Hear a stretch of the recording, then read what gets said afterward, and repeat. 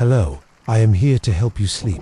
Close your eyes, let your breathing slow, and allow my voice to guide you gently into the world between dreams and darkness. Tonight, I will tell you a story, a long story carried by the rain, buried in old forests, and remembered only by those who dare to listen after midnight. Let the storm inside your imagination settle around you as you drift deeper into this tale. There is a place hidden far from any road, you know.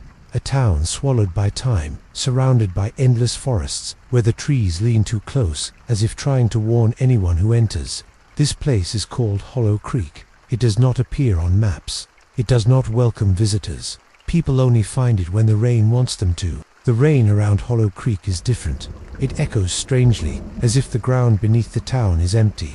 Some say that beneath the soil lie ancient tunnels older than the forest itself. Others whisper about wooden coffins layered like tree rings, buried so deep the earth remembers every sound they ever made. But no one truly knows. No one has lived long enough to tell. Long ago, a woman named Evelyn passed through the forest during a heavy storm. The rain became a wall of water, forcing her to turn down a narrow road she didn't recognize. That road led her to a small inn glowing softly in the dark. No other houses were lit, no other windows showed life.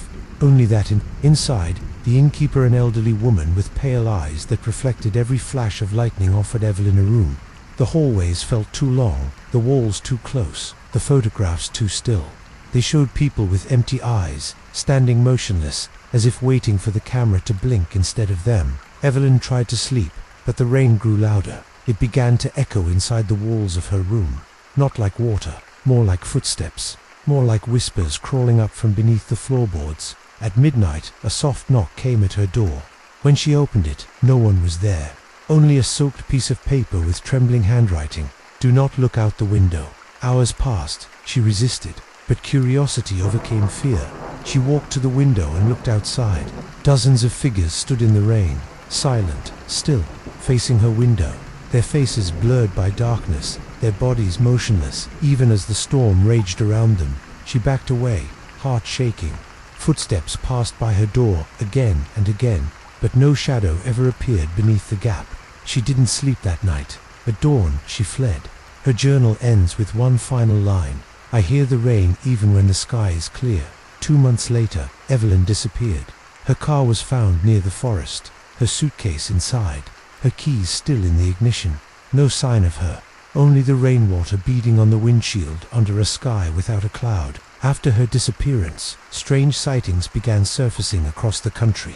People claimed to see a drenched woman watching them from the edge of the woods, her head tilted, her hair dripping, though the sky above was clear. Some said she looked like Evelyn. Others said she looked like someone else, entirely something wearing her face. One of these reports reached Dr. Marin, a researcher fascinated by unexplained patterns of human behavior. She obtained Evelyn's journal, read it, and felt something stir inside her. She followed the trail to the forest. The first time she entered the woods, she found an old cabin warped by time. Inside, carvings spiraled across the walls like tunnels drawn into the wood.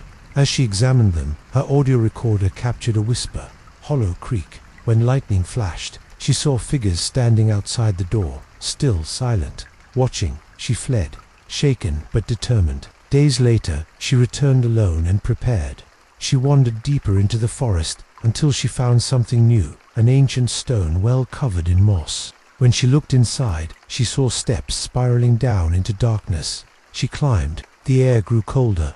The walls felt damp beneath her fingers. At the bottom, she found a vast underground chamber, glowing faint blue from carvings identical to those in the cabin. She followed the sound of whispers through twisting tunnels until she reached a second chamber. There, she found Evelyn, standing still, dripping water though no rain existed underground, her hollow eyes fixed on Marin. "You should not have followed the rain," she whispered. Her voice carried layers, many voices speaking together. She pointed toward a deeper tunnel. Behind her, dozens of eyes opened in the darkness. Not human eyes, eyes that shimmered like drops of water catching moonlight. The earth trembled, awakening something ancient. The lantern flickered. The whispers grew louder. The rain that should not exist beneath the ground code from below. Marin tried to run, but the tunnels had changed. Every turn led downward. Every chamber echoed with footsteps that were not hers. The lights went out, and something began breathing behind her. She screamed, but the rain drowned her voice. The next morning, hikers found the well. The stones were wet, though the forest was dry. Marin's equipment lay scattered in the leaves. Her car was still at the forest's edge. She was gone. Weeks later, people began seeing a second drenched woman standing beside Evelyn's figure under the storms. They stood together at the tree line, unmoving, pointing toward the forest. Now people say the rain carries Hollow Creek with it. They say the whispers slip through the storms, calling new listeners. They say if you hear rain when the sky is clear, you are already too close to the truth.